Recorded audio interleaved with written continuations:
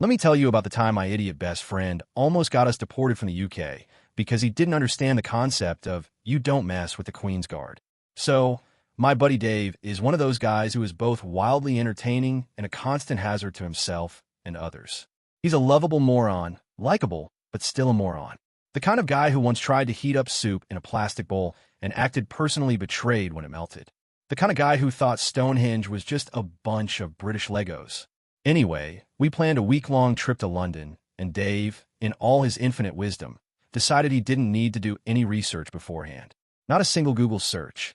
His entire understanding of British culture came from James Bond movies and one episode of Peppa Pig.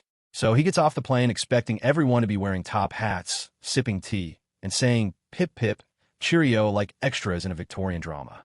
Our first couple of days in London were mostly fine, if you ignore the fact that Dave kept trying to high-five statues and loudly complaining that the bacon here is just ham. But then came the day we went to see Buckingham Palace.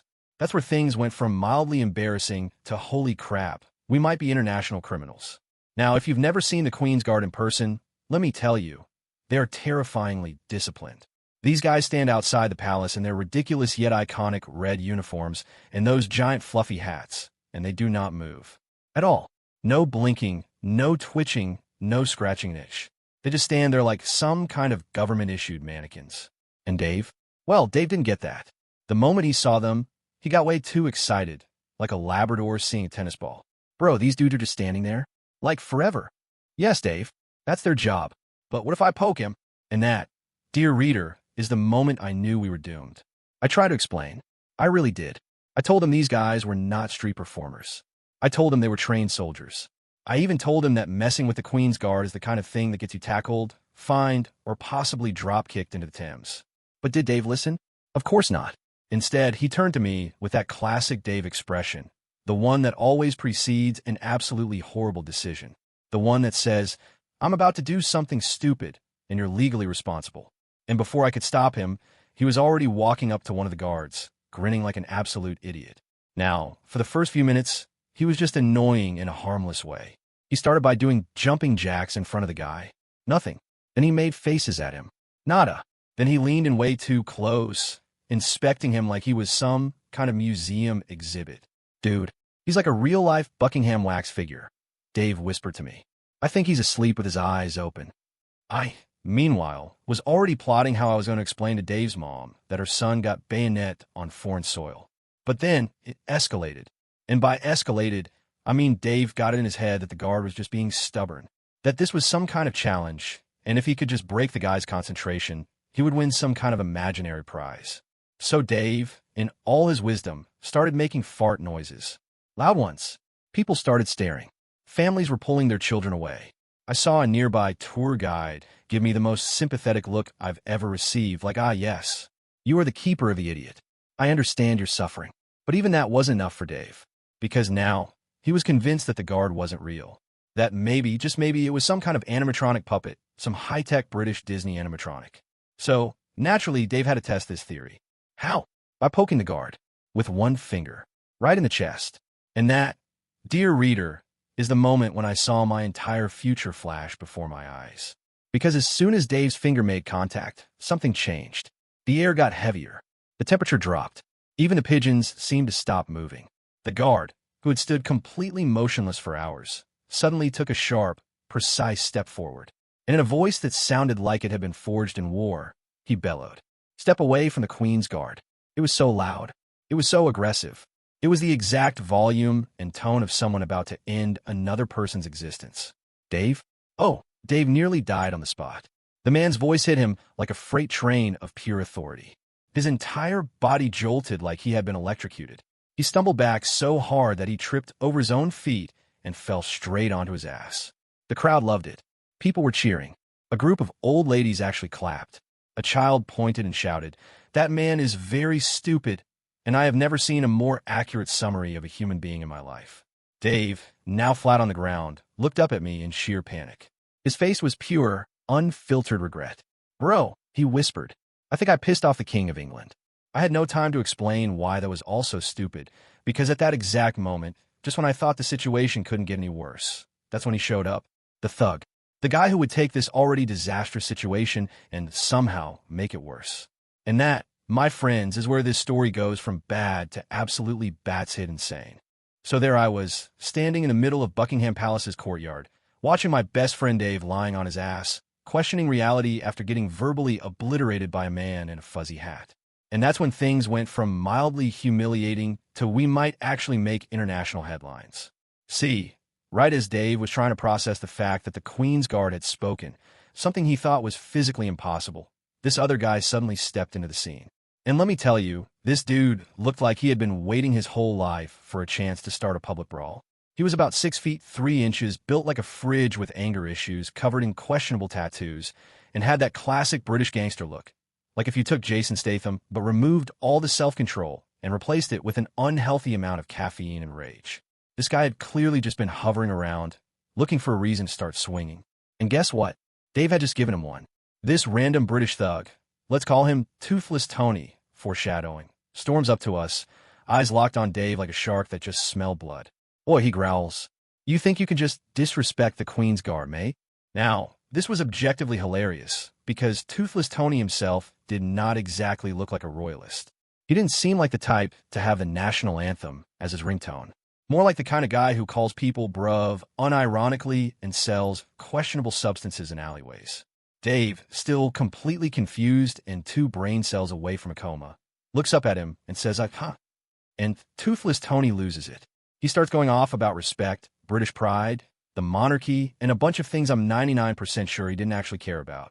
But the more he talks, the angrier he gets, and before I can even try to defuse the situation, he winds up and swings. Toothless Tony punches the Queen's Guard, square in the jaw. Let me say that again for emphasis. A random street thug just punched a fully trained, highly disciplined, military-grade British soldier. And it was at this moment, my friends, that Toothless Tony realized he had made a fatal mistake. For about 0.3 seconds, the world seemed to freeze. I swear, even the wind stopped blowing. The entire crowd went silent. Even the pigeons, the lawless sky rats of London, paused their chaotic existence to witness what was about to happen. That happened. Like a machine built for vengeance, the Queen's Guard reacts with the speed of a man who has been waiting for this exact moment his entire career. With the precision of a trained assassin, he moves. Not a big movement, not a fancy move, but a single, perfectly executed, military-approved counterattack. Before Toothless Tony can even process what he's done, the guard whips his rifle up with lightning speed and BM, rifle but to the face. The crack echoes through the courtyard like the vengeful slap of British history itself. It is glorious. Toothless Tony's entire body shuts down, like a puppet whose strings just got cut. One moment, he's standing there, looking like he's about to start World War III. The next, he's on the ground, clutching his mouth, spitting out what used to be his front teeth. The man just got deleted. The best part?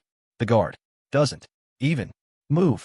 After delivering the most efficient KO in British history, the Queen's Guard immediately returns to his original position, standing at attention like nothing ever happened. Like he didn't just end a man's criminal career with one move. Like he didn't just turn Toothless Tony into Gumby. He just resumes guarding the palace. Absolute legend. Meanwhile, Dave and I are just standing there, trying to comprehend what we just witnessed. Dave, still sitting on the ground, looks at me, then at the guard, then at Toothless Tony, then back at me. Then, in a hushed, almost sacred whisper, he says, "Bro, this is the most British thing I've ever seen."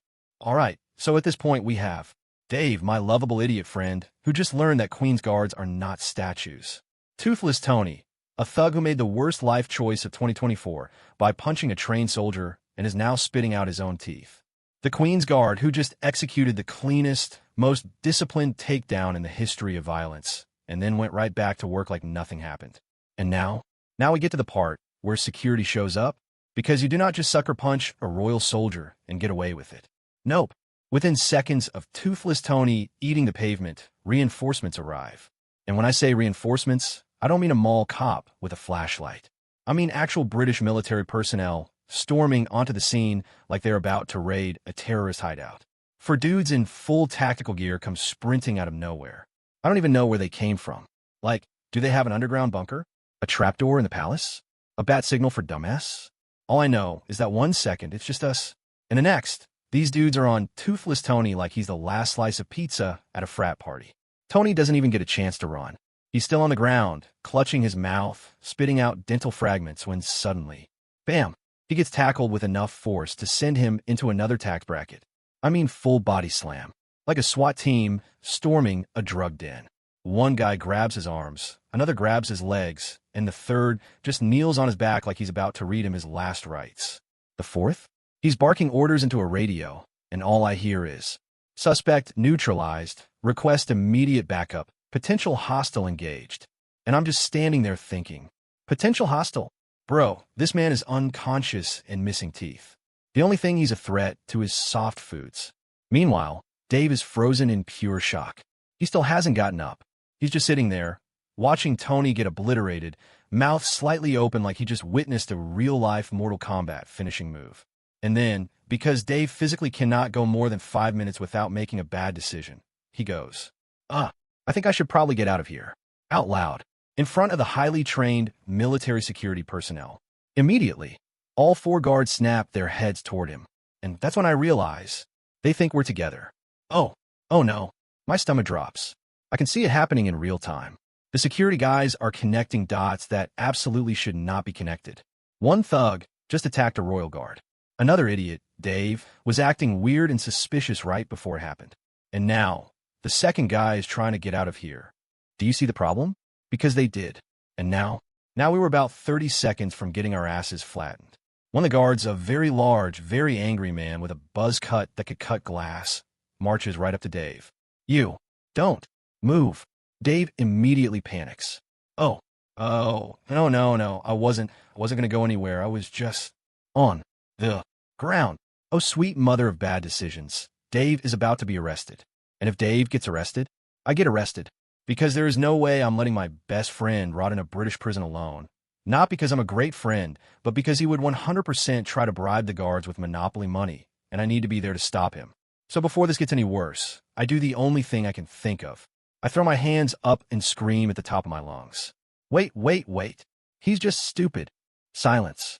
Even the guards look a little thrown off. Dave, for some reason, looks offended. And I double down. Listen, he's not part of this. He's not a criminal. He's just an absolute idiot who didn't know what he was doing. He thought the Queen's Guard was a statue. He can't even do basic math. Dave, looking even more offended. Bro, what the hell? I keep going. He once tried to cook pasta without water. He thought Australia was in Europe. He thinks Bitcoin is a real coin. He still doesn't know how to tie a tie. Dave, okay, we get it. The guards stare at me. Then they stare at Dave. Then they look at each other. And then, miraculously, one of them sighs and goes, you know what? That actually checks out. We are saved. They wave us off. Just like that. Like we're not even worth the paperwork. They drag Toothless Tony away like a sack of regret, and we are free. And Dave? Dave just looks at me, blinking. Bro, I think you just insulted me so hard that you saved my life. Yes, I did. And I'd do it again. So, let's take stock of what's just happened. Toothless Tony got his name the hard way, by eating a military-grade rifle, but to the face and donating several teeth to the pavement. Dave managed to almost get arrested by sheer force of stupidity, only to be saved by the most aggressive row session of his life. I just witnessed a live-action episode of National Geographic, British Security Edition, and somehow avoided getting deported. But here's the thing. This isn't over yet. Because you don't just witness a royal beatdown, accidentally get implicated, and then waltz off into the sunset like it's the end of a buddy comedy. No. Because just as we're about to slip away from Buckingham Palace forever, thinking we've cheated fate, a very official-looking man in a suit shows up. Now, I don't know who exactly he is. Could be royal security. Could be a palace official. Could be a MI6 for all I know. But this man has the energy of a high school principal who just caught you smoking behind a gym. And he is not happy. He takes one long look at Dave, then at me, then at Toothless Tony being dragged off like a bag of crime, and then sighs the deepest sigh I've ever heard in my life. Right, you too. Come with me. Dave and I exchange a look. Not a good look. A welp, this is how we die look. We consider running. For like half a second. But then we remember that we're literally surrounded by military personnel who just bodied a man twice our size in under 2 seconds. So yeah, we go quietly. The walk of shame begins. This man escorts us through a side gate, past some very concerned-looking tourists, down a corridor that I'm almost certain is not meant for the public, and into a small, very official-looking office inside Buckingham Palace. I am now sweating bullets. Dave, meanwhile, is still trying to process the last 15 minutes of his life. We sit down. The suit man sits across from us, folds his hands, looks at us like a disappointed father. Then he hits us with, "So, let me get this straight. You two came to Buckingham Palace. Your friend here insulted a Queen's Guard, and then a random man punched said Queen's Guard in the face, knocking himself out. And somehow you, two absolute morons, got involved in this." I swallow. Dave, bless his absolutely useless soul, tries to explain. "Okay, so like in my defense," the suit man holds up a single finger. Dave immediately shuts up. Suit man sighs.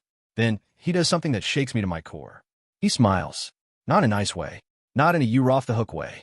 No, this is the smile of a man who is about to absolutely ruin our day in a way that isn't illegal, but is definitely life-altering. And then he says the most British sentence I have ever heard. Right. I think a bit of community service is in order. Excuse me? Cut to 2 hours later.